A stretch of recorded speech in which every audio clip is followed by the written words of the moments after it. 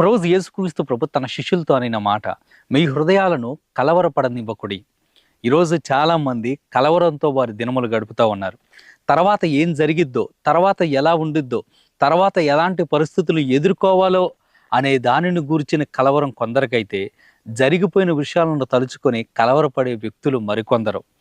తన ప్రియుల యొక్క మరణాన్ని పదే పదే గుర్తు తెచ్చుకొని దానిలో నుంచి బయటపడలేక కలవరపడే వ్యక్తులు ఎంతో మంది ఉన్నారండి.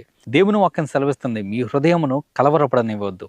మన జీవితంలో మనకు ఎదురయ్యే కలవరాలను, కలతలను, చింతలను మనం జయించాలంటే ఒక్కటే ఒక మార్గం, దేవునిలో విశ్వాసం ఉంచటమే. అల్లకల్లోలంగా ఉన్న ఈ లోకంలో మనం సంతోషంగా, సమాధానంగా, నెమ్మదిగా జీవించాలంటే దేవునిలో విశ్వాసం ఉంచటం ఒక్కటే మార్గం.